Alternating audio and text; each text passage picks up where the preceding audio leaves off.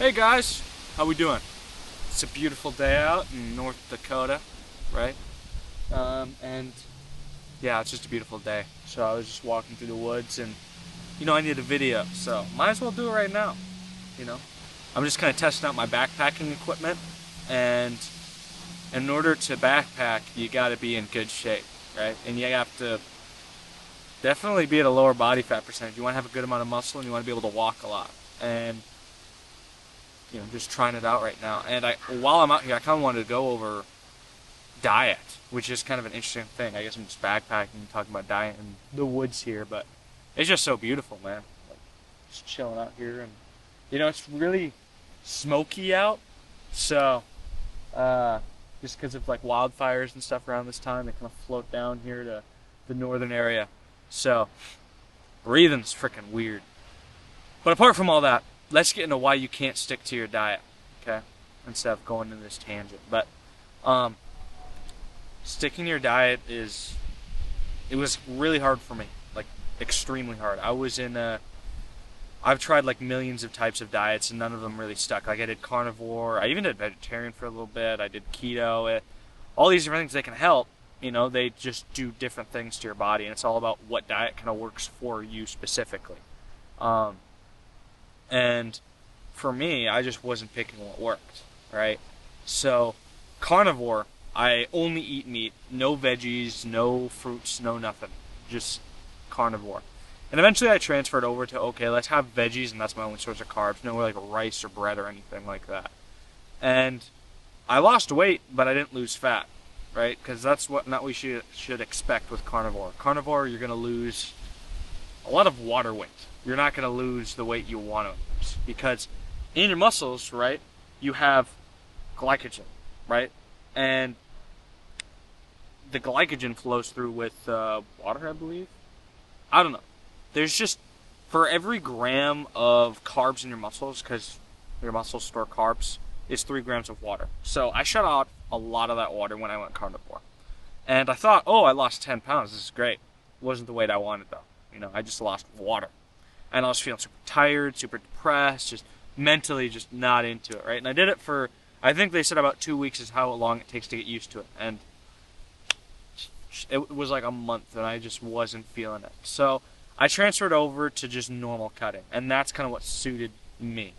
And a lot of people can't figure out normal cutting because they don't know the foods that fill them, the foods that keep them full, when to eat, meal time, and all this different stuff that plays into sticking to a diet, when realistically if you're just given foods to eat and calories to eat, like, you're not going to know how to do it, right? You're probably not implementing fasting, you're probably not implementing the filling foods, right?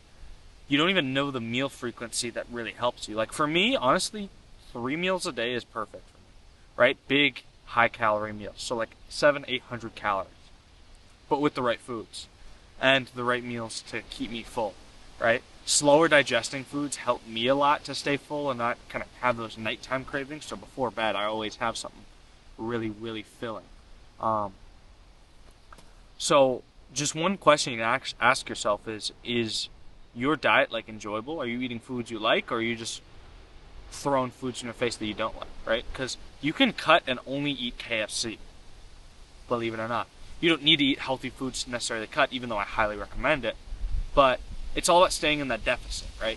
Making sure you're working and your calorie expenditure is more than, I guess, the calories you eat, right? So walking is an insane fat burner. Cardio is good. Weightlifting is good. Make sure you're doing all those different things. But with sticking to your diet, that's just a whole different, like they say 90% of results are going to show as long as you do what's right in the kitchen, right? So 90% of gains happen in the kitchen, is the saying. And if you're not really doing well in the kitchen, you're not really going to do well, outside of it, right? Because you're not going to see any muscle gains. You're not going to feel energetic in the gym. At least more likely than not, you're not going to. Making sure you're having a good amount of carbs to keep you energized, enough fats to keep recovery going, protein to keep your muscles stable and make sure they can build and grow, or just maintain if you're cutting. Yeah, there's so many different things. But the biggest one I can tell you is just time your meals properly and eat foods that aren't like terrible to you. Right? If you're just a picky eater, pick foods that are really aligned with what you like. Right? So, peanut butter. Go down to PB Fit. Right? See how that goes. I'm a peanut butter guy. I can just eat mounds of peanut butter. You know, but a scoop of it, like if I was just going to grab a spoonful and just, that's 200 calories down the drain right there. And that's 10% of my daily intake. Right? So, you got to be really careful with the foods you eat and look at labels and all that stuff. And just be careful. But if sticking to your diet, you know, you can't really get any lower than what you want, then increase the calories you're burning. So do more cardio or walk more. Little changes like that and staying consistent with it is what's going to get you the results. Not going on some crazy deficit and losing half your muscle in the process. Man, I wonder if you guys can hear the wind. The wind is just crazy right now.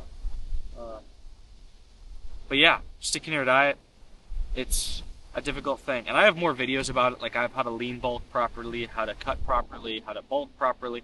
Plenty of videos like that on my channel if you guys want to check them out, where I go more in depth about these things. But the last tidbit of information I want to give you is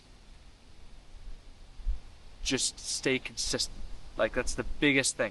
Even if you're in a 100-calorie deficit, you're going to see weight loss. It just takes time, right? So having a slower cut rather than no cut at all is what I would do. That's what kind of took me a while.